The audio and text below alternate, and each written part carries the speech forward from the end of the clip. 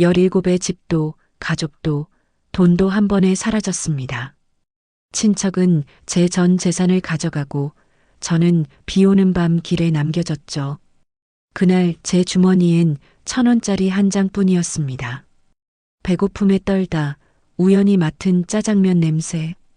그 한 그릇이 제 인생을 바꿀 줄은 몰랐습니다. 공짜는 없다고 말한 그 중국집 사장님. 대신 제 인생을 책임지겠다고 나섰습니다. 그 후 저는 가족이 생겼고 꿈을 갖게 됐습니다. 그리고 몇 년 뒤 저는 그 짜장면을 다른 아이에게 건넸습니다. 밥 한 그릇이 사람의 인생을 어디까지 바꿀 수 있을까요? 시청하시기 전에 구독과 좋아요, 알림 설정은 영상 제작에 많은 도움이 됩니다. 감사합니다. 제 이름은 윤서연이에요. 지금은 30이 되었지만 이 이야기는 제가 17이던 해의 일입니다. 부모님은 제가 중학교 2학년 때 교통사고로 돌아가셨어요. 그날 이후 세상이 통째로 무너지는 기분이었죠.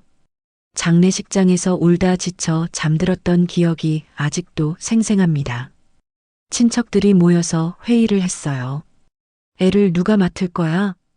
그 말을 들으면서 저는 처음으로 제가 짐이 되었다는 걸 느꼈습니다. 결국 고모가 저를 데려가기로 했어요. 우리 집에서 지내렴. 걱정하지 마. 고모는 그렇게 말했지만 표정은 그리 밝지 않았어요. 고모네 집은 제가 살던 서울에서 버스로 3시간 거리의 작은 지방 도시에 있었습니다. 낯선 학교, 낯선 동네. 모든 게 어색했지만 저는 적응하려고 노력했어요. 고모가 베풀어준 호의에 보답해야 한다고 생각했거든요. 부모님의 보험금과 정부 지원금이 나왔어요. 꽤 큰 금액이었죠. 하지만 그 돈은 제 손에 오지 않았습니다. 내가 미성년자니까 어른이 관리해야 해. 나중에 성인 되면 다 줄게. 고모는 그렇게 말하며 모든 돈을 자기 통장으로 옮겼어요. 저는 그게 당연한 줄 알았습니다. 어른들이 하는 말이니까, 제 미래를 위해서니까. 그렇게 믿었어요. 고모네에서 산 지 2년이 흘렀습니다. 고등학교 2학년이 된 어느 금요일이었어요. 학교에서 돌아오니 집 분위기가 이상했습니다. 짐을 싸는 소리가 들렸거든요. 고모, 무슨 일이에요? 고모는 제 얼굴을 똑바로 보지 않았어요. 서연아, 고모부 회사가 부도났어. 우리 이사 가야 해. 그럼 저도 같이. 너는 여기 남아야지. 내 학교도 여기 있잖아. 가슴이 철렁했습니다. 뭔가 잘못되고 있다는 걸 본능적으로 느꼈어요. 고모, 그럼 제 돈은요? 부모님 보험금이랑. 그 순간 고모의 표정이 차갑게 굳었습니다. 그 돈? 진작 다 썼어. 너 먹이고 재우고 학교 보내는데 얼마나 드는 줄 알아? 머리가 하얘졌어요. 2년 동안 고모네 눈치 보며 살았던 기억들이 스쳐 지나갔습니다. 남은 반찬 먹고 작아진 옷 계속 입고 학원은 꿈도 못 꾸고. 고모 농담이시죠? 그 돈이 얼마인데. 시끄러워. 너 때문에 우리 집안이 얼마나 고생했는지 알아? 이제 다 컸으니까 알아서 살아. 토요일 아침 집은 텅 비어 있었습니다. 고모네 가족은 흔적도 없이 사라졌어요. 제 짐은 현관 앞에 검은 비닐봉지 2개에 담겨 있었고요. 휴대폰이 울렸습니다. 고모한테 온 문자였어요. 내 몫은 다 써줬다. 이제 성인도 다 됐으니 알아서 살아라. 우리한테 연락하지 마. 손이 떨렸습니다. 휴대폰을 쥔 손에 힘이 들어가지 않았어요. 저는 그 자리에 주저앉았습니다. 울음도 나오지 않았어요. 그냥 멍하니 앉아서 생각했죠. 이제 어떡하지? 월요일이 되었습니다. 학교에 가야 했지만 갈 수가 없었어요. 집이 없으니 씻을 곳도 없었거든요. 주말 동안 저는 근처 공원 화장실에서 지냈습니다. 친척들한테 전화를 돌렸어요. 큰아버지, 작은아버지, 이모, 외삼촌. 하지만 아무도 전화를 받지 않았습니다. 받더라도 요즘 우리도 힘들어서 라는 말만 되풀이했죠. 화요일, 수요일, 목요일. 공원 벤치가 제 집이 되었습니다. 편의점에서 삼각김밥 하나 사 먹는 게 하루의 전부였어요. 가방에 남아있던 10,000원짜리 몇 장이 빠르게 사라져 갔습니다. 금요일 저녁 비가 내렸습니다. 처음엔 이슬비였어요. 하지만 점점 거세졌죠. 우산도 없었고 비를 피할 곳도 마땅치 않았습니다. 저는 상가 건물 처마 밑으로 몸을 숨겼어요. 배가 고팠습니다. 마지막으로 먹은 게 어제 점심의 삼각김밥이었으니까요. 지갑을 열어봤습니다. 1,000원짜리 한 장이 전부였어요. 이제 정말 끝이구나. 그때였습니다. 어디선가 고소한 냄새가 풍겨왔어요. 짜장면 냄새였습니다. 그 냄새를 따라 골목 끝으로 걸어갔죠. 낡은 간판이 보였습니다. 복례 반점. 페인트가 벗겨진 붉은색 글자였어요. 유리창 너머로 안을 들여다봤습니다. 손님은 없었고 주방에서 한 남자가 설거지를 하고 있었어요. 문고리에 손을 올렸습니다. 하지만 열 수가 없었어요. 내가 지금 뭐 하는 거지? 거지도 아니고. 그런데 배에서 꼬르륵 소리가 났습니다. 부끄러웠지만 배고픔이 더 컸어요. 손에 힘을 주고 문을 열었습니다. 딸랑. 오래된 종소리가 울렸습니다. 주방에 있던 남자가 고개를 돌렸어요. 40 중반쯤 되어 보이는 중년의 남자였습니다. 영업 끝났는데요. 저기. 목소리가 떨렸습니다. 혹시 남은 거 있으면 조금만. 말을 끝내지 못했어요. 갑자기 눈물이 주르륵 흘러내렸거든요. 참으려고 했는데 참을 수가 없었습니다. 남자는 한참 동안 저를 바라봤습니다. 표정을 읽을 수가 없었어요. 혹시 쫓겨나는 건 아닐까 무섭기도 했습니다. 그런데 남자가 입을 열었습니다. 일단 앉아. 그 말에 저는 그만 무릎에 힘이 풀렸습니다. 가장 가까운 의자에 털썩 주저앉았어요. 남자는 주방으로 들어갔습니다. 그리고 무언가를 만들기 시작했어요. 불 켜는 소리, 물 끓는 소리, 뭔가를 볶는 소리. 15분쯤 지났을까요? 남자가 밖으로 나왔습니다. 손에는 하얀 접시가 들려 있었어요. 짜장면이었습니다. 김이 모락모락 나는 윤기 흐르는 짜장 소스가 면 위에 얹혀 있었습니다. 단무지도 곁들여져 있었고요. 먹어. 저는 젓가락을 들었습니다. 손이 너무 떨려서 면을 집는 것조차 힘들었어요. 한 입 먹었습니다. 그 순간 눈물이 터져 나왔습니다. 너무 맛있어서가 아니었어요. 아니, 맛있기도 했지만 그것보다는 이 따뜻함이, 이 온기가 너무 고마워서 그랬습니다. 저는 울면서 먹었습니다. 남자는 아무 말 없이 건너편에 앉아 저를 지켜봤어요. 그릇을 다 비웠습니다. 국물까지 말끔히. 고맙습니다. 제가 말했어요. 남자가 물 한 잔을 내밀었습니다. 집은? 없습니다. 부모님은? 안 계세요.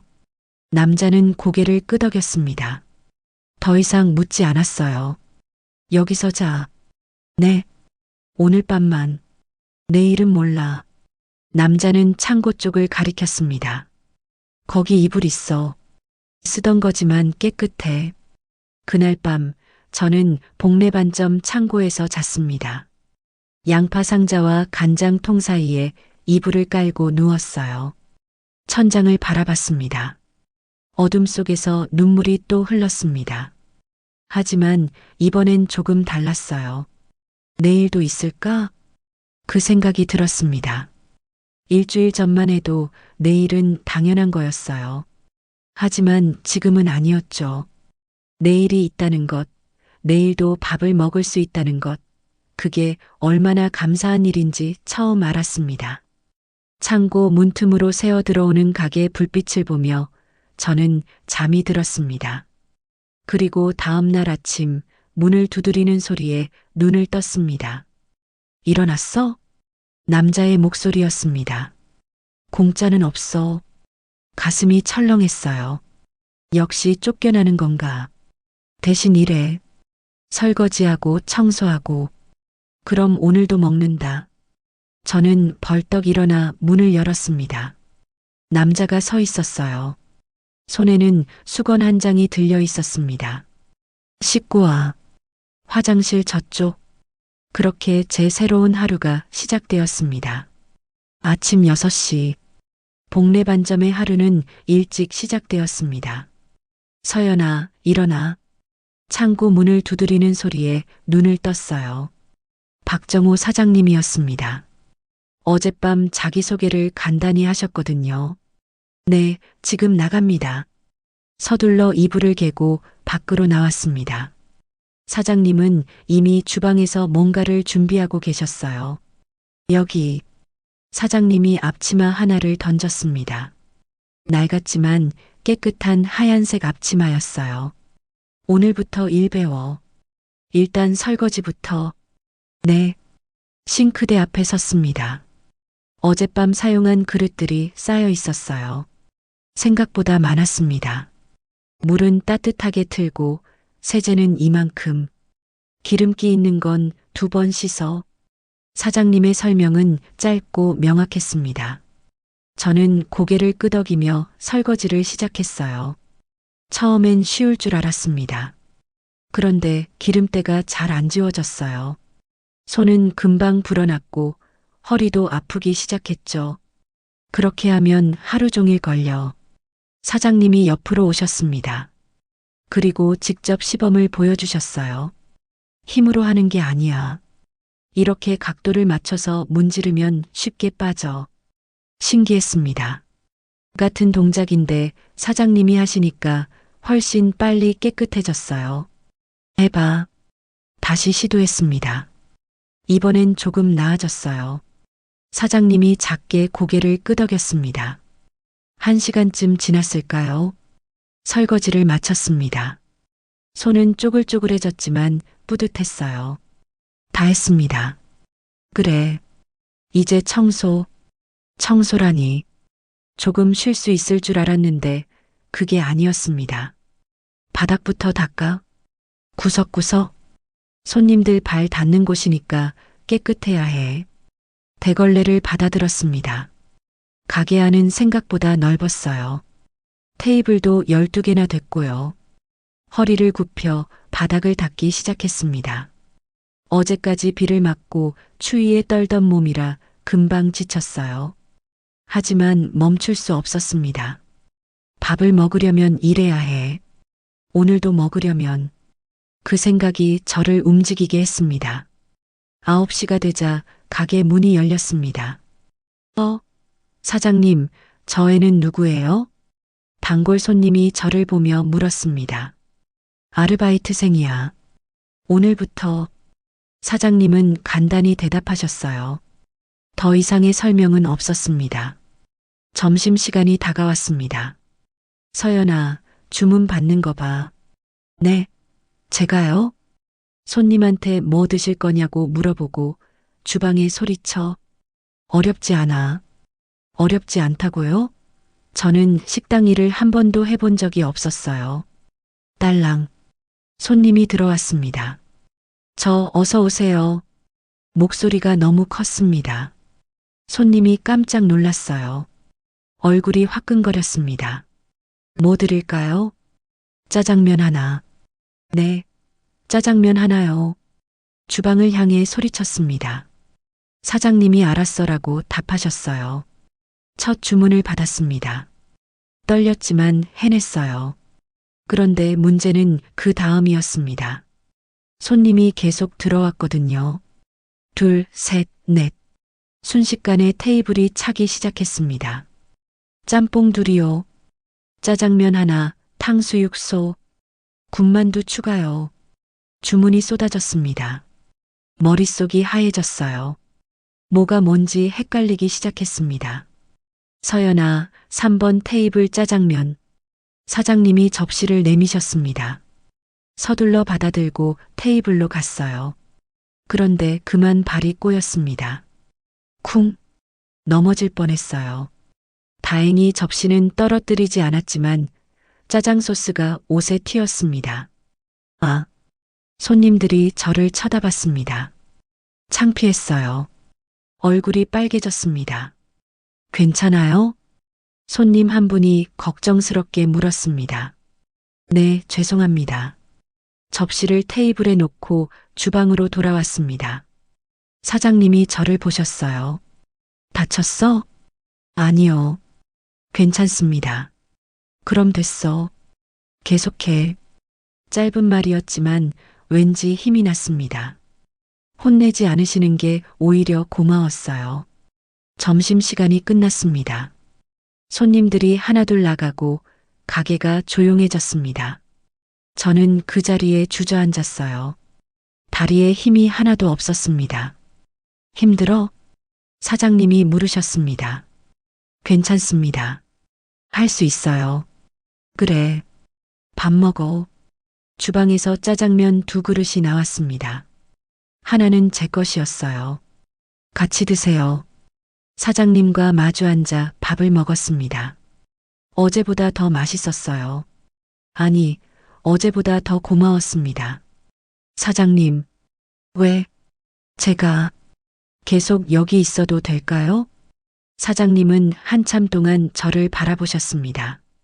그리고 천천히 말씀하셨어요. 일 잘하면 열심히 할게요. 말로만 하지 말고 행동으로 보여. 네. 그날 오후 사장님 부인이 가게에 오셨습니다. 여보, 나왔어. 목소리가 들렸습니다. 문을 열고 들어오신 분은 사장님과 비슷한 나이의 여자분이었어요. 이 애는? 부인이 저를 보며 놀란 표를 지었습니다. 아르바이트생, 서연이. 안녕하세요. 윤서연입니다. 제가 인사했습니다. 부인은 사장님을 보며 무언가 말하려다가 멈췄어요. 그리고 다시 저를 봤습니다. 고등학생이야? 네. 2학년이에요. 학교는? 지금은 못 가고 있어요. 부인의 표정이 복잡해졌습니다. 뭔가 눈치챈 것 같았어요. 당신 나 좀 봐요. 부인이 사장님을 주방으로 데리고 갔습니다.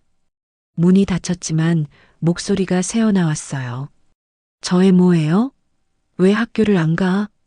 사정이 있나 봐. 사정이? 당신 또 그러는 거예요? 남 도와주겠다고? 그냥 일손 필요해서. 거짓말. 당신 그런 사람 아니잖아요. 목소리가 점점 작아졌습니다. 저는 가만히 서서 바닥만 내려다봤어요. 얼마 후 문이 열렸습니다. 부인이 나오셨어요. 서연아. 네. 일 열심히 해야 해. 알았지? 네. 열심히 할게요. 부인의 눈빛이 조금 부드러워졌습니다. 그래. 힘들면 말하고. 그날 저녁 부인이 저를 불렀습니다. 서연아, 이리 와봐. 가게 한쪽에 작은 방이 있었어요. 창고보다는 조금 나은 공간이었습니다. 여기서 자. 네. 창고는 너무 좁잖아. 여기가 나아. 방 안에는 작은 침대와 책상이 있었습니다. 오래됐지만 깨끗했어요. 고맙습니다. 목이 메었습니다. 부인이 제 어깨를 가볍게 두드렸어요. 우리 딸이 쓰던 건데 시집 가면서 놔두고 갔어. 너 쓰렴. 정말 괜찮으세요? 괜찮아. 대신 일 열심히 해. 네. 꼭 그럴게요. 그날 밤 침대에 누웠습니다. 푹신했어요. 언제 마지막으로 침대에서 잤는지 기억도 안 났습니다. 창문 밖을 봤습니다. 거리에 가로등이 하나둘 켜지고 있었어요. 나 여기 있어도 되는 걸까? 그런 생각이 들었습니다. 이건 꿈이 아닐까? 내일 아침 눈 뜨면 다시 공원 벤치에 있는 건 아닐까? 불안했습니다. 하지만 동시에 희망도 생겼어요. 내일도 여기 있을 수 있다면 정말 열심히 해야지. 그 다짐을 하며 잠이 들었습니다. 다음 날 아침 사장님이 문을 두드렸습니다. 서연아, 일어나. 일 시작이야. 꿈이 아니었습니다. 저는 정말 여기 있었어요. 네, 지금 나갑니다. 침대에서 벌떡 일어났습니다. 그리고 앞치마를 두르며 생각했습니다. 오늘은 어제보다 더 잘해야지. 절대 쫓겨나지 않을 거야. 주방으로 향하는 제 발걸음은 어제보다 훨씬 가벼웠습니다. 그런데 그날 오후 예상치 못한 일이 생겼습니다. 가게에 한 여자가 들어왔어요. 정장을 입은 날카로운 인상의 여자였습니다. 혹시 윤서연 학생 있나요? 제 이름을 부르는 소리에 깜짝 놀랐습니다. 제가 윤서연인데요. 여자가 저를 빤히 쳐다봤습니다. 그리고 가방에서 명함을 꺼냈어요. 저는 시 아동보호팀 소속 김은주 주무관입니다. 학교에서 연락이 왔어요. 무단 결석이 일주일째라고요. 심장이 쿵 내려앉았습니다. 이 식당에서 일하고 계신 거예요? 네. 하지만 미성년자 근로는 제한이 있어요. 더군다나 학교도 안 가고 있고 보호자는 어디 계세요? 말문이 막혔습니다. 사장님이 나오셨습니다. 무슨 일이십니까? 이 학생 보호자세요? 아닙니다만. 그럼 관계가 어떻게 되시죠? 긴장된 침묵이 흘렀습니다. 그리고 김은주 주무관이 입을 열었습니다. 서연 학생, 저희랑 같이 가야겠어요. 일단 상황 파악이 필요합니다. 네. 어디로요? 임시보호시설이요. 거기서 앞으로 어떻게 할지 상담하고. 싫어요. 제가 소리쳤습니다. 저 여기 있을 거예요. 여기가 제 집이에요. 서연 학생, 진정하세요. 여기는 당신 집이 아니에요. 아니에요. 여기가 제 집이에요. 눈물이 났습니다. 이제 막 찾은 곳인데, 이제 막 내일이 생긴 것 같았는데, 또다시 빼앗기는 건가요? 잠깐만요. 사장님이 김은주 주무관 앞으로 나섰습니다. 이해 보호자 연락처 아세요? 고모분이 보호자로 등록되어 있는데 연락이 안 됩니다. 주소지에도 안 계시고요. 그럼 이해 혼자라는 거 아닙니까? 그래서 임시보호가 필요한 겁니다. 미성년자를 그냥 방치할 순 없어요. 사장님이 잠시 생각하시더니 입을 여셨습니다. 제가 맡겠습니다. 네. 김은주 주무관뿐 아니라 저도 놀라서 사장님을 봤어요. 법적 절차 밟아서 제가 후견인 될 수 있습니까? 그건 가능하긴 합니다만 관계도 없는 분이 왜? 관계 있습니다. 이에 우리 가게 직원이에요. 주무관이 난처한 표정을 지었습니다. 사장님, 후견인이 되시려면 여러 절차가 필요해요. 재산 상태 조사도 하고 주거 환경도 확인하고 다 하겠습니다. 얼마나 걸립니까? 최소 한 달은. 그럼 그때까지 임시로라도 여기 있게 해주세요.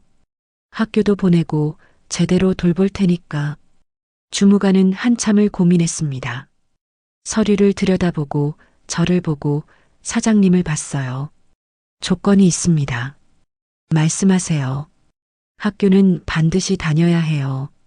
그리고 일주일에 한 번 제가 방문해서 확인할 겁니다. 조금이라도 문제가 있으면 바로 보호시설로 데려갑니다. 알겠습니다.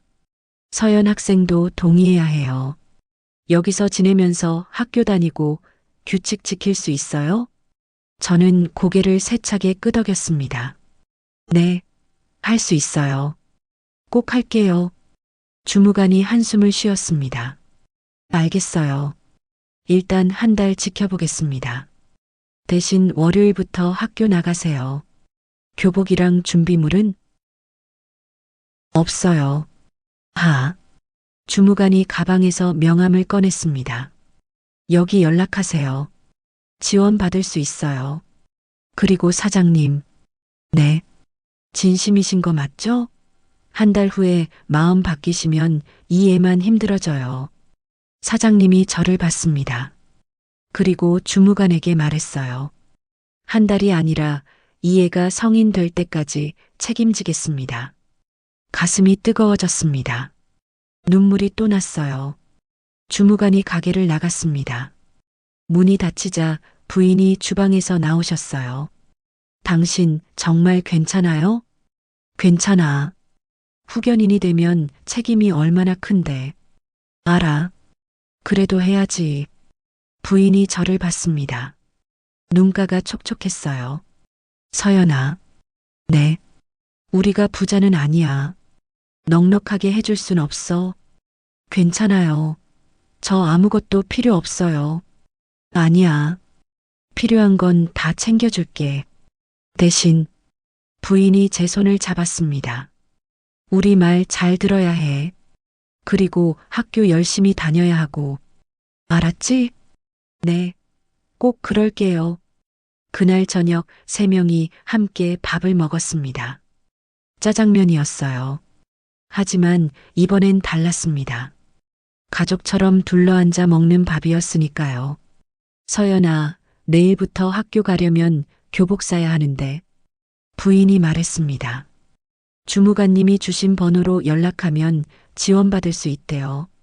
그래도 시간 걸릴 거야. 일단 우리 딸 거 입어. 옷장에 교복 있을 거야. 정말요? 응. 내일 아침에 찾아보자.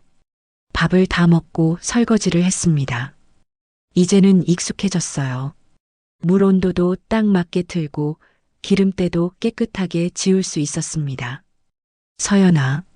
사장님이 부르셨습니다. 네. 앉아봐. 테이블에 마주 앉았습니다. 사장님이 종이 한 장을 꺼내셨어요. 이거 봐. 종이에는 시간표가 적혀 있었습니다.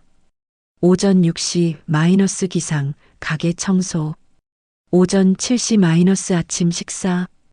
오전 8시 마이너스 학교 등교. 오후 4시 마이너스 학교 하교, 가게 일. 오후 7시 마이너스 저녁 식사. 오후 8시 마이너스 숙제 및 공부. 오후 10시 마이너스 취침. 이게 뭐예요? 내 일과표야. 앞으로 이렇게 생활해. 이렇게 빡빡하게요? 공짜는 없어. 사장님의 목소리가 단호했습니다. 우리가 널 맞는 건 동정 때문이 아니야. 내가 정말로 살아남길 바라기 때문이지. 살아남으려면 규칙이 필요해. 규칙적으로 살고 열심히 공부하고 제대로 일하는 거. 그게 내가 할 일이야. 네. 알겠습니다. 힘들면 말해. 하지만 포기는 안 돼. 알았지? 네. 사장님이 작게 웃으셨습니다. 그래. 이제 자. 내일부터 바쁠 거야. 방으로 돌아왔습니다. 침대에 누워 천장을 봤어요. 공짜는 없다. 그 말이 계속 맴돌았습니다. 맞는 말이에요. 세상에 공짜는 없죠. 하지만 사장님과 부인이 주신 건 공짜가 아니었습니다. 그건 기회였어요. 다음 날 월요일 아침 6시에 눈을 떴습니다. 알람이 울리기도 전에 저절로 일어났어요. 청소를 했습니다. 바닥, 테이블, 화장실, 구석구석 깨끗하게 닦았습니다. 잘했네. 사장님이 고개를 끄덕이셨어요. 아침을 먹고 교복을 입었습니다. 부인이 찾아주신 사장님 딸 교복이었어요. 조금 컸지만 입을 만했습니다. 예쁘다. 부인이 웃으며 말했습니다. 열심히 다녀와. 네. 일주일 만에 가는 학교였습니다. 떨렸어요. 친구들이 뭐라고 할까? 선생님은 뭐라고 하실까? 교실 문을 열었습니다. 서연이다. 야, 너 어디 갔었어? 친구들이 몰려들었습니다. 질문이 쏟아졌어요. 아팠어? 연락도 안 되더라. 무슨 일 있었어? 뭐라고 대답해야 할까요? 집이 없어졌다고? 식당에서 일한다고? 저, 가족 일로 좀 애매하게 얼버무렸습니다. 다행히 친구들은 더 이상 묻지 않았어요. 수업이 시작되었습니다. 그런데 집중이 안 됐어요. 일주일 동안 못 들은 수업 내용이 너무 많았거든요. 수학 시간이었습니다. 선생님이 문제를 풀라고 하셨어요. 칠판을 봤습니다. 하나도 모르겠더라고요. 큰일이다. 점심시간 혼자 옥상에 올라갔습니다. 도시락을 꺼냈어요. 부인이 싸주신 김밥이었습니다. 여기 있었네. 뒤를 돌아보니 담임 선생님이 서 계셨어요. 선생님, 일주일 동안 무슨 일 있었니? 죄송해요. 그냥은 없어. 아동보호팀에서 연락 왔더라. 고모님이 연락이 안 된다면서 할 말이 없었습니다. 선생님이 옆에 앉으셨어요. 서연아, 선생님한테 말해봐. 뭐가 문제야? 그제야 입을 열었습니다. 전부 다 말했어요. 고모가 사라진 것, 공원에서 잔 것, 복례 반점을 만난 것. 선생님이 한숨을 쉬셨습니다. 많이 힘들었겠다. 괜찮아요. 이제 괜찮아요. 공부는 따라갈 수 있겠어? 노력할게요. 노력만으론 안 돼. 도움이 필요하면 말해. 방과 후에 보충 수업도 있으니까. 감사합니다. 선생님이 일어서셨어요. 서연아. 네. 혼자 다 해결하려고 하지 마. 알았지? 네. 오후 4시 학교가 끝났습니다. 바로 가게로 갔어요. 앞치마를 두르고 일을 시작했습니다. 설거지, 테이블 정리, 주문 받기. 이제 조금 익숙해졌습니다. 서연아, 잠깐 이리 와. 사장님이 부르셨습니다. 주방으로 갔어요. 커다란 냄비에서 뭔가 끓고 있었습니다. 이거 봐. 짜장 소스예요? 응. 오늘은 이거 만드는 법 가르쳐 줄게. 제가요? 나중에 혼자서도 할 수 있어야지. 사장님이 재료를 하나씩 설명해 주셨습니다. 양파, 양배추, 감자, 돼지고기, 그리고 춘장. 불 조절이 제일 중요해. 너무 세면 타고 너무 약하면 설익어. 저는 열심히 메모했습니다. 이제 내가 해봐. 네, 제가요? 그래. 내가 옆에서 볼게. 떨리는 손으로 재료를 썰었습니다. 양파를 자르는데 눈물이 났어요. 웃기지? 양파 때문에 우는 거. 사장님이 웃으셨습니다. 저도 웃었어요. 재료를 볶기 시작했습니다. 지글지글 소리가 났어요. 불 줄여. 네. 이제 춘장 넣어. 춘장을 넣자 색이 변했습니다. 검은색 소스가 보글보글 끓었어요. 냄새 맡아봐. 코를 가까이 댔습니다. 고소하고 달콤한 냄새가 났어요. 어때? 맛있는 것 같아요. 맛봐. 숟가락으로 떠서 맛을 봤습니다. 어때? 좀 짠 것 같아요. 그래. 물 조금 더 넣어. 물을 넣고 다시 끓였습니다. 다시 맛을 봤어요. 이번엔 괜찮은데요? 그래. 이제 됐어. 제가 만든 첫 짜장 소스였습니다. 그날 저녁 제가 만든 짜장면을 먹었어요. 맛있다. 부인이 엄지를 치켜 세웠습니다. 정말요? 응. 진짜 맛있어. 사장님도 고개를 끄덕이셨어요. 연습하면 나보다 더 잘 만들겠는데? 기분이 좋았습니다. 뿌듯했어요. 저녁을 먹고 방으로 들어갔습니다. 숙제를 꺼냈어요. 수학 문제집. 하나도 모르겠더라고요. 1시간을 붙잡고 있었지만 풀리지 않았습니다. 똑똑. 들어가도 돼? 부인이 문을 두드렸어요. 네. 뭐해? 숙제요. 근데 너무 어려워요. 부인이 문제를 받습니다. 아, 나도 이건 모르겠네. 잠깐만. 부인이 나갔다가 핸드폰을 들고 왔어요. 여기 이 앱 깔아봐. 문제풀이 나와 있대.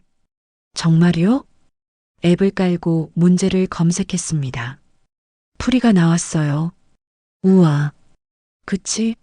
요즘은 좋은 게 많아. 공부할 땐 이것도 활용해. 감사해요, 사모님. 사모님은 무슨 이모라고 불러. 이모님? 응, 그게 더 편하잖아. 부인이. 아니, 이모가 웃으셨습니다. 그날 밤 숙제를 다 끝냈습니다. 침대에 누웠어요. 피곤했지만 기분이 좋았습니다. 일주일 전과는 완전히 다른 하루였어요.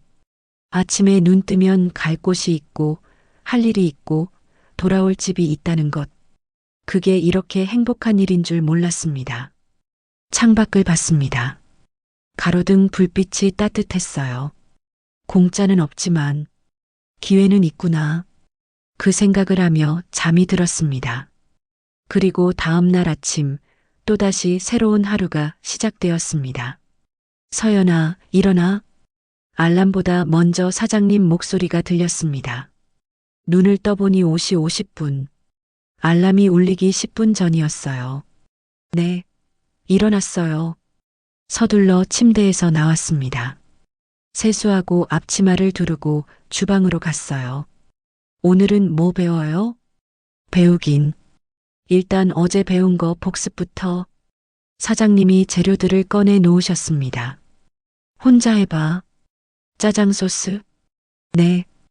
양파를 꺼냈습니다. 이번엔 안 울려고 코로 숨을 쉬지 않았어요. 입으로만 숨을 쉬었죠. 오, 요령 배웠네. 사장님이 웃으셨습니다. 재료를 썰고 볶고 춘장을 넣었습니다. 어제보다 훨씬 빨라졌어요.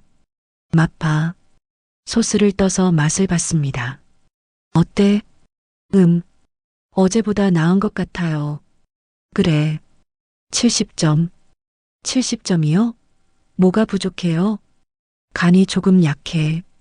춘장을 좀 더 넣어야 해. 춘장을 더 넣고 다시 끓였습니다. 다시 맛을 봤어요. 이번엔요? 85점. 합격. 기뻤습니다. 이틀 만에 합격이라니. 근데 사장님, 100점은 뭐예요? 100점. 사장님이 직접 소스를 맛보더니 말했습니다. 100점은 손님이 정해. 손님이요? 그래. 손님이 맛있다고 하면 100점이야. 내가 아무리 잘 만들었다고 생각해도 손님이 맛없다고 하면 0점이지. 그 말이 가슴에 새겨졌습니다. 손님이 100점을 정한다. 학교에 갔습니다. 요즘은 학교 가는 게 즐거웠어요. 공부는 여전히 어려웠지만 친구들도 생겼고요. 서연아, 점심 같이 먹자. 응. 수미라는 친구였습니다. 제일 먼저 말을 걸어준 아이였어요. 너 요즘 표정이 밝아졌어. 그래. 응. 처음엔 되게 어두워 보였거든. 근데 요즘은 달라. 그런가? 무슨 좋은 일 있어? 뭐라고 말해야 할까요? 집을 찾았다고? 가족을 찾았다고? 그냥 좋은 사람들을 만났어. 오 남자친구. 아니야. 웃음이 났어요. 그냥 정말 좋은 분들. 수업 시간 수학 선생님이 문제를 내셨습니다.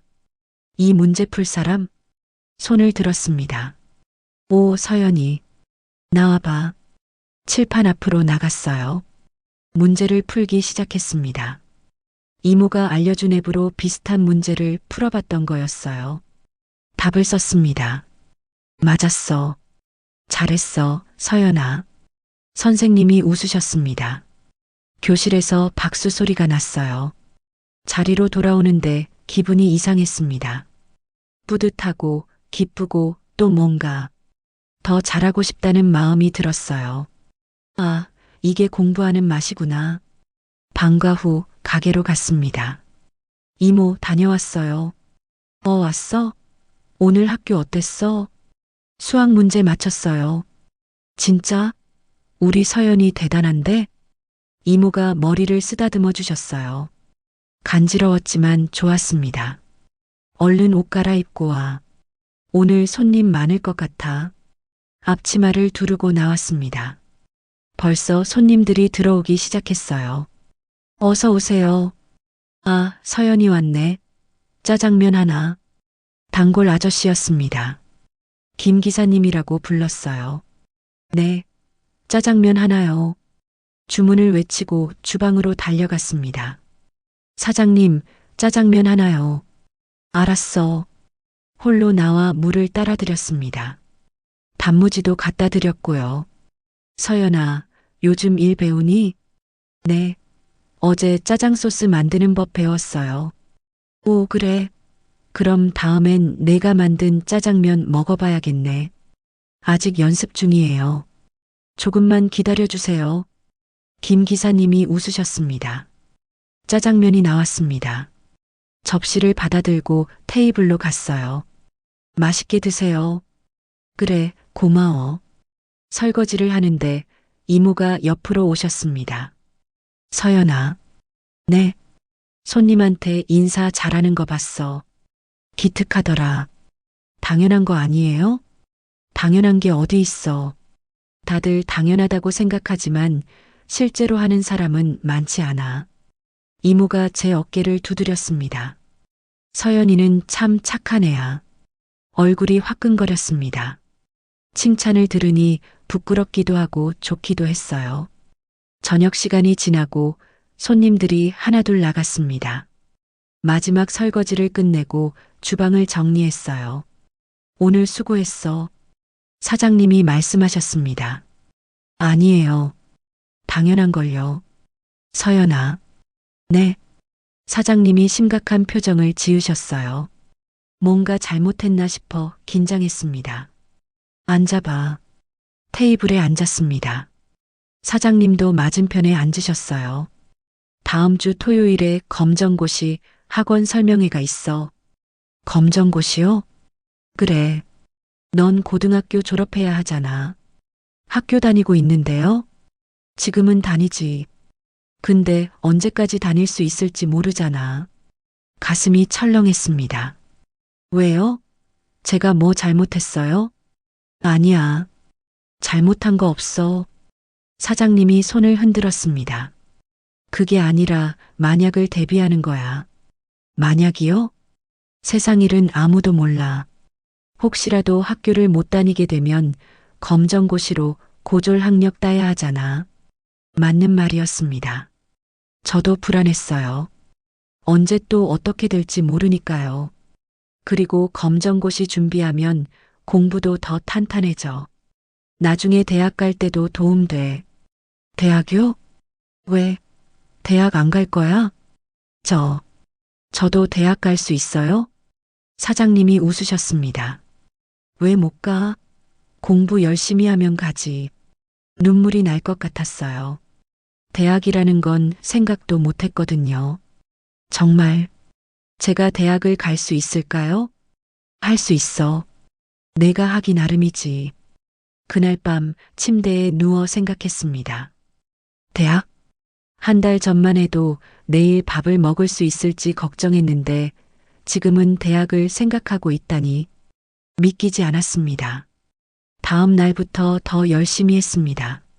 새벽 6시에 일어나 청소하고 학교 가서 공부하고 방과 후엔 가게 일하고 밤엔 숙제하고 힘들었지만 힘든 게 행복했어요. 뭔가를 향해 달려간다는 느낌이 좋았습니다. 일주일이 지났습니다. 토요일 오전 사장님과 함께 검정고시 학원에 갔어요.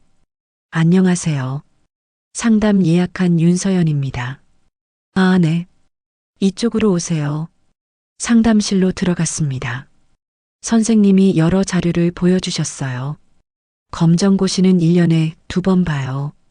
4월하고 8월에요. 지금 준비하면 4월 시험 볼 수 있어요? 가능해요. 근데 학교 다니면서 준비하려면 꽤 빡빡할 거예요. 괜찮아요. 할 수 있어요. 선생님이 저를 보며 웃으셨습니다. 의지가 대단하시네요. 그럼 야간반으로 등록할까요? 네. 학원을 등록했습니다. 일주일에 3번, 저녁 8시부터 10시까지였어요. 괜찮겠어? 가게 일하고 학원까지 가면 힘들 텐데. 사장님이 걱정스럽게 물으셨습니다. 괜찮아요. 할 수 있어요. 그래. 믿는다. 그날부터 더 바빠졌습니다. 월, 수, 금은 학원 가는 날이었어요. 가게 일을 7시에 끝내고 서둘러 학원으로 갔습니다. 처음엔 따라가기 힘들었어요. 다른 학생들은 이미 몇 달째 다니던 친구들이었거든요. 모르는 거 있으면 언제든 물어봐. 학원 선생님이 말씀하셨습니다. 네, 감사합니다. 수업이 끝나고 집으로, 아니, 가게로 돌아왔습니다. 다녀왔어요. 왔어? 수업 어땠어? 이모가 따뜻한 우유를 내밀었습니다. 어려웠어요. 근데 재미있었어요. 그래, 다행이다. 얼른 씻고 자. 내일 또 학교 가야지. 네. 근데 이모. 왜? 정말 고마워요. 이모가 제 머리를 쓰다듬었습니다. 고맙긴. 내가 열심히 하니까 보기 좋아. 한 달이 지났습니다. 김은주 주무관님이 방문하셨어요. 서연아, 잘 지내니? 네, 잘 지내요. 학교는 열심히 다니고 있어요. 성적도 올랐어요. 그래, 보자. 성적표를 보여드렸습니다. 전보다 평균 15점이 올랐어요. 대단한데? 어떻게 이렇게 올렸어? 학원도 다니고 공부도 열심히 했어요. 주무관님이 사장님을 보셨습니다. 사장님, 정말 잘 돌봐주시네요. 당연한 겁니다. 후견인 서류 진행하시죠. 제가 도와드릴게요. 감사합니다. 주무관님이 가시고 이모가 제 손을 잡았습니다. 서연아, 이제 진짜 우리 가족이야. 눈물이 났습니다. 참으려고 했는데 참을 수가 없었어요. 네, 감사해요. 정말 감사해요. 그래, 울지 마. 이제 안 울어도 돼. 하지만 눈물은 계속 흘렀습니다. 기쁜 눈물이었어요. 겨울이 지나고 봄이 왔습니다. 4월 검정고시 날이었어요. 긴장돼요. 긴장하지 마. 내가 얼마나 열심히 했는데. 할 수 있어. 사장님이 등을 두드려 주셨습니다. 시험장에 들어갔습니다. 문제지를 받았어요. 국어, 영어, 수학, 사회, 과학, 역사. 하나하나 풀어나갔습니다. 어려운 문제도 있었지만 포기하지 않았어요. 할 수 있어. 나는 할 수 있어. 시험이 끝났습니다. 밖으로 나오니 사장님과 이모가 기다리고 계셨어요. 어땠어? 잘 본 것 같아요. 그래, 잘했어. 이모가 안아주셨습니다. 오늘은 특별히 외식하자. 뭐 먹고 싶어? 짜장면요. 사장님이 웃으셨습니다. 매일 먹는 거 또 먹게? 그래도 사장님이 만든 짜장면이 제일 맛있어요. 그래, 그럼 가자. 오늘은 내가 특별히 만들어줄게. 가게로 돌아왔습니다. 사장님이 주방으로 들어가셨어요. 평소보다 더 정성스럽게 만드시는 게 보였습니다. 얼마 후 짜장면이 나왔습니다. 김이 모락모락 나는 윤기 흐르는 짜장면. 먹어봐. 한 입 먹었습니다. 맛있어요. 그치? 근데 사장님, 왜? 이제 저도 이만큼 만들 수 있을 것 같아요. 사장님이 빙그레 웃으셨습니다. 그래. 이제 많이 늘었지. 근데 아직 멀었어. 네. 100점은 손님이 정하는 거라고 했지? 손님들이 내 짜장면 먹고 100점 준다고 할 때까지 연습해야 해. 네. 열심히 할게요. 일을 배운다는 건 이런 거였습니다. 한번 배우고 끝나는 게 아니라 계속 연습하고 또 연습하고 조금씩 나아지는 것. 실수해도 괜찮지만 같은 실수는 하지 않는 것. 그리고 무엇보다 포기하지 않는 것. 이모가 말씀하신 그 말을 저는 평생 잊지 못할 것 같았습니다. 못하는 건 괜찮아. 같은 실수만 하지 마. 그날 밤 방에서 공부하고 있는데 문을 두드리는 소리가 났습니다. 서연아, 잠깐만. 사장님이 들어오셨어요. 손에 뭔가 들고 계셨습니다. 이거 작은 상자였어요. 뭐예요? 열어봐. 상자를 열었습니다. 안에는 핸드폰이 들어 있었어요. 이게 내 거야. 이제 학원도 다니고 혼자 다닐 일도 많잖아. 연락할 수 있어야지. 눈물이 또 났습니다. 사장님, 이모님, 정말 그만 울어. 이제 좋은 일만 있을 거야.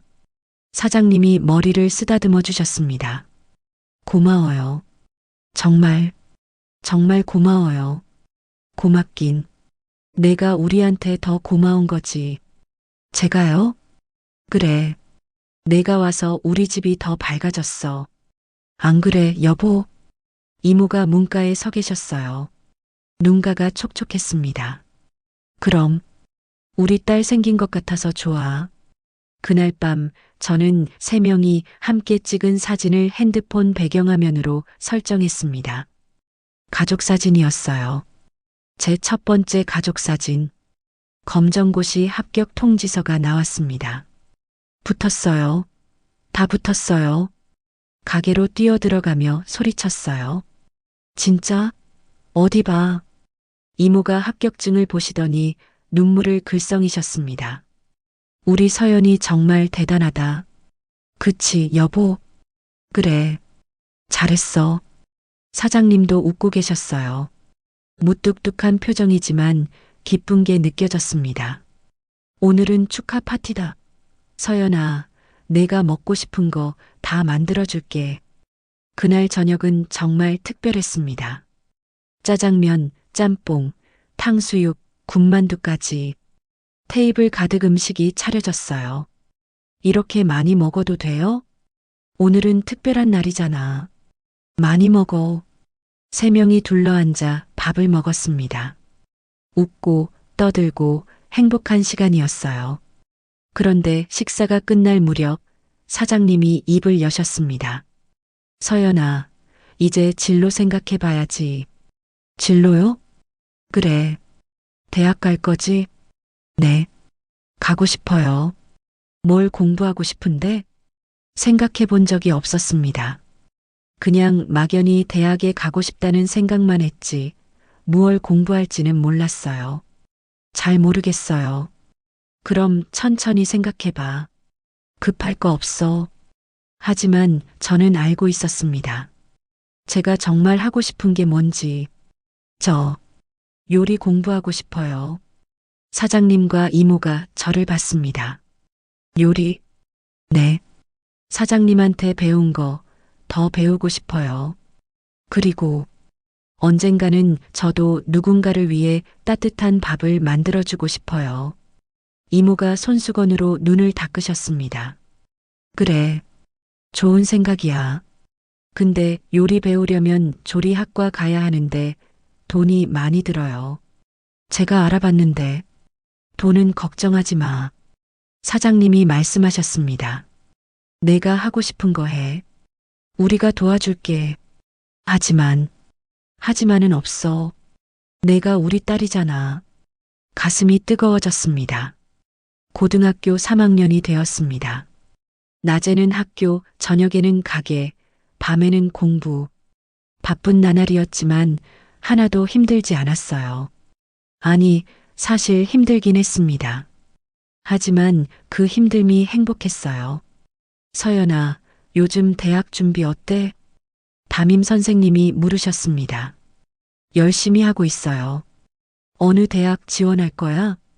대학교 식품영양학과요. 오, 거기 좋지. 경쟁률이 꽤 높은데 자신 있어? 최선을 다할게요. 선생님이 웃으셨습니다. 그래. 서연이 요즘 많이 달라졌어. 처음 왔을 땐 많이 힘들어 보였는데 지금은 눈빛이 달라. 그래요? 응. 뭔가 목표가 생긴 사람의 눈빛이야. 열심히 해. 선생님이 응원할게. 감사합니다. 수능 날이 다가왔습니다. 전날 밤 잠이 안 왔어요. 긴장됐습니다. 똑똑. 서연아, 앉아. 이모였습니다. 네. 긴장돼서요. 그럴 줄 알았어. 이거 마셔. 따뜻한 우유 한 잔을 주셨어요. 이모. 왜? 제가 잘할 수 있을까요? 이모가 제 손을 잡았습니다. 있잖아, 서연아. 결과가 어떻게 되든 우리는 널 사랑해. 물론 내가 원하는 대학 가면 좋겠지. 근데 안 돼도 괜찮아. 다른 길도 있으니까. 이모. 그러니까 너무 부담 갖지 마. 그냥 내가 할 수 있는 만큼만 하면 돼. 그날 밤 저는 편안하게 잠들 수 있었습니다. 수능 당일 사장님과 이모가 함께 시험장까지 데려다 주셨어요. 힘내. 넌 할 수 있어. 네. 시험을 봤습니다. 어려운 문제도 있었지만 최선을 다했어요. 시험이 끝나고 밖으로 나왔습니다. 사장님과 이모가 기다리고 계셨어요. 손에는 꽃다발이 들려 있었습니다. 수고했어, 우리 딸. 이모가 꽃다발을 건네주셨습니다. 고생 많았다. 사장님이 머리를 쓰다듬어 주셨어요. 그 순간 눈물이 터져 나왔습니다. 왜 울어? 시험 망쳤어? 아니요. 너무 행복해서요. 그래. 많이 울어. 다 토해내. 이모가 저를 안아주셨습니다. 몇 달 후 합격 발표가 났습니다. 떨리는 손으로 수험 번호를 입력했어요. 합격. 그 두 글자가 화면에 떴습니다. 붙었어요. 제가 붙었어요. 정말? 어디 봐. 이모가 달려오셨습니다. 진짜네. 우리 서연이 대학생 됐다. 사장님도 오셨어요. 무뚝뚝한 표정이었지만 눈가가 붉었습니다. 잘했어. 정말 잘했어. 그날은 가게 문을 일찍 닫았습니다. 세 명이서 또 짜장면을 먹었어요. 서연아, 대학 가면 뭐부터 배우고 싶어? 중식 요리를 더 깊이 배우고 싶어요. 그리고 영양학도 공부하고. 좋은 생각이야. 요리도 중요하지만 영양도 중요하거든. 네. 그래서 나중에는 사장님 레시피로 뭔가 만들어 보고 싶어요. 더 많은 사람들이 쉽게 먹을 수 있게. 사장님이 고개를 끄덕이셨습니다. 그래. 좋아. 내가 하고 싶은 대로 해봐. 대학 생활이 시작되었습니다. 아침엔 학교 가고, 오후엔 가게 도와주고, 여전히 바빴지만 즐거웠어요. 특히 조리 실습 시간이 좋았습니다. 윤서연 학생, 솜씨가 남다른데요? 교수님이 제가 만든 요리를 보시며 말씀하셨어요. 어디서 배웠어요?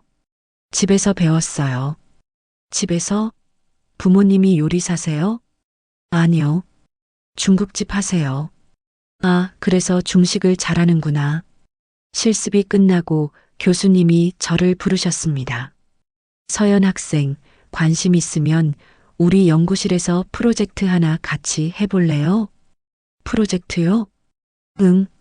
전통 중식을 현대적으로 재해석하는 거예요. 서연 학생 실력이면 충분히 할 수 있을 것 같은데. 정말요? 하고 싶어요. 그렇게 대학 생활은 더 바빠졌습니다.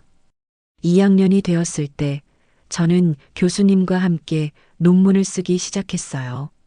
주제는 전통 중식의 영양학적 가치와 현대적 활용 방안이었습니다. 사장님, 이 레시피 좀 알려주실 수 있어요? 왜? 논문 쓰는데 필요해?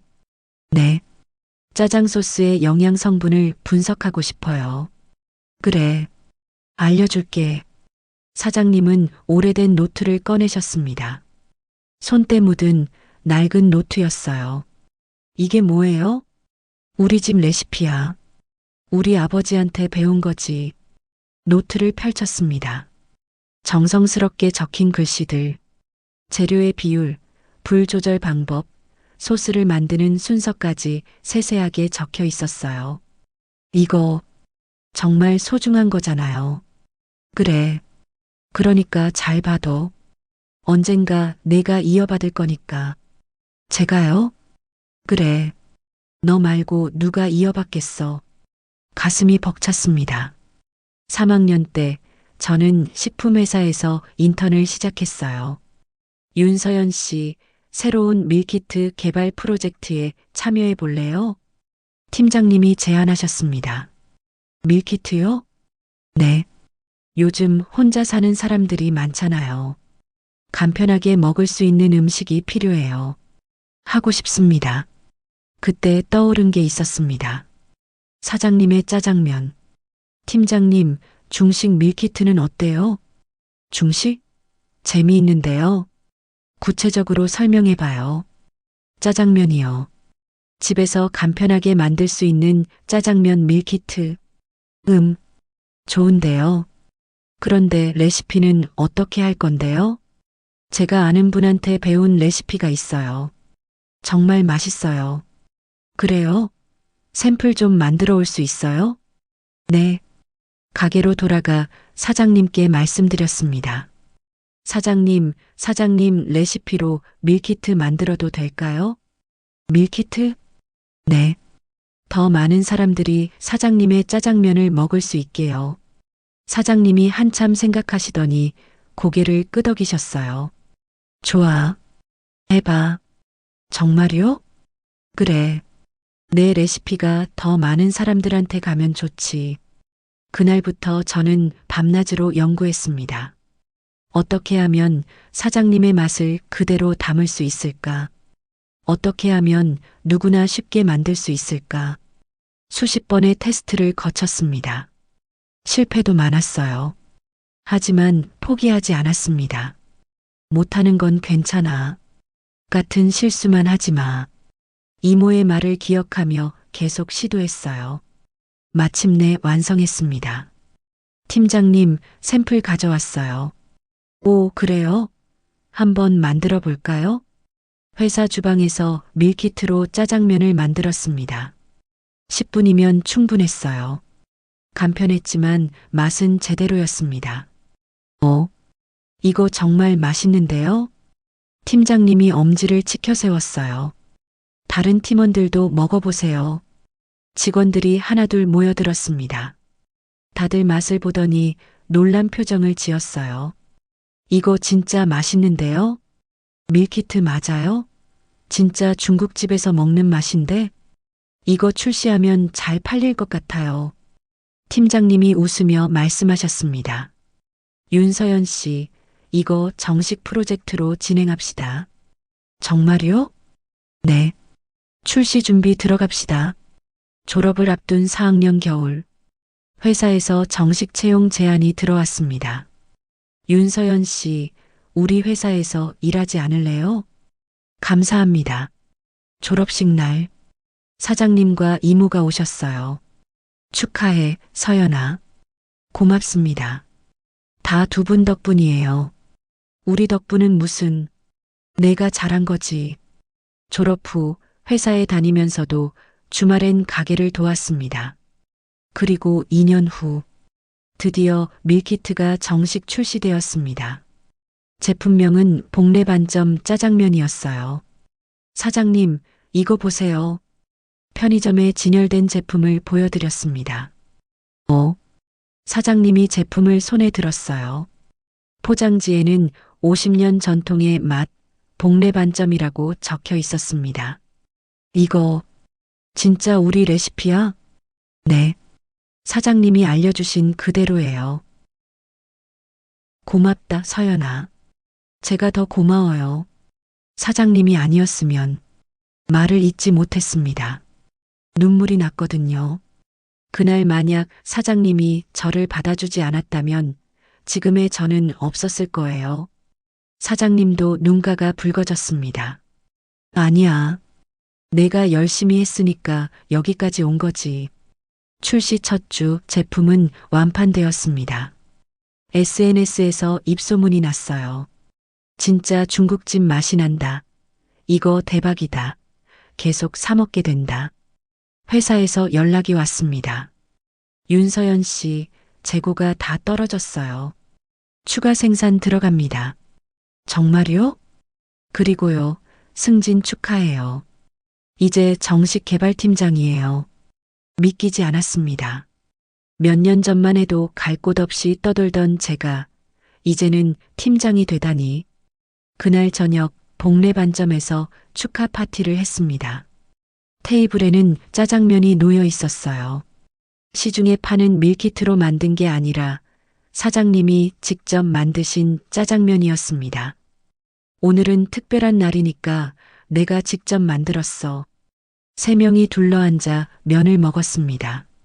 사장님, 그때 왜 저를 받아주셨어요? 사장님이 잠시 멈췄습니다. 그리고 천천히 입을 여셨어요. 나도 누군가한테 한 번은 얻어먹고 살았거든. 네, 20살 때였어. 가출해서 서울 와서 떠돌아다녔지. 돈도 없고 갈 곳도 없고 처음 듣는 이야기였습니다. 그때 어떤 중국집 주인 아저씨가 나를 받아줬어. 밥 주고 잘 곳 주고 일도 가르쳐 주고. 그분한테 10년 동안 배웠지. 요리도 배우고 장사도 배우고.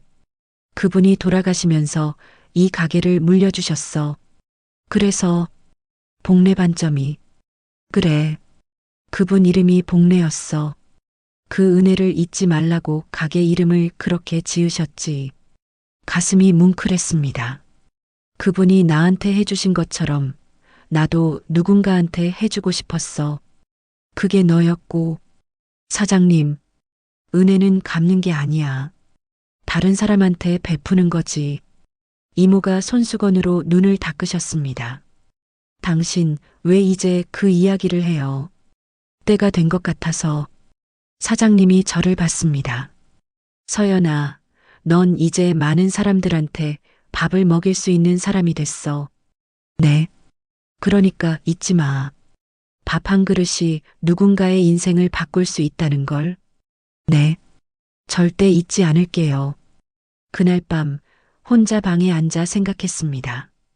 5년 전 비 오던 그날, 배고픔에 떨면서 복례 반점 문을 열었던 그날, 그때 받은 짜장면 한 그릇이 제 인생을 바꿨어요.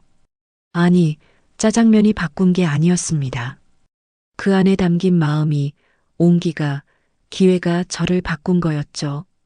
저는 다짐했습니다. 저도 언젠가 누군가에게 그런 한 그릇을 줄 수 있는 사람이 되겠다고. 배고픈 사람에게는 밥을, 외로운 사람에게는 온기를, 희망이 없는 사람에게는 기회를. 그게 제가 할 일이라고. 현재 저는 30이 되었습니다. 복례 반점 밀키트 시리즈는 대박이 났어요. 짜장면뿐 아니라 짬뽕, 탕수육까지 출시했고요. 회사에서는 본부장까지 승진했습니다. 하지만 여전히 주말엔 복례 반점에 갑니다. 앞치마를 두르고 설거지를 하고 손님들 주문을 받아요. 서연아, 이제 회사에서 높은 사람 됐는데 설거지까지 해야 해? 이모가 웃으며 물으셨습니다. 당연하죠. 여기가 제 집인데요. 사장님도 웃으셨어요. 그래. 우리 딸. 오늘도 손님이 들어왔습니다. 20살쯤 되어 보이는 여학생이었어요. 옷이 낡았고 표정이 어두웠습니다. 저기, 남은 거 있으면. 그 말을 듣는 순간 가슴이 철렁했습니다. 5년 전에 제 모습이 떠올랐거든요. 일단 앉으세요. 저는 주방으로 들어가 짜장면을 만들었습니다. 정성스럽게 따뜻하게. 그리고 그 학생 앞에 놓았어요. 드세요. 감사합니다. 학생이 울면서 먹었습니다. 저도 한때 그랬었죠. 식사를 마친 학생에게 물었습니다. 혹시 갈 곳 있어요? 아니요. 그럼 여기서 일해볼래요?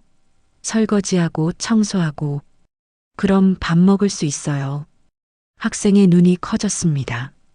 정말요? 네. 대신 공짜는 없어요. 열심히 일해야 해요. 할 수 있어요. 정말 열심히 할게요. 옆에서 지켜보던 사장님이 작게 웃으셨습니다.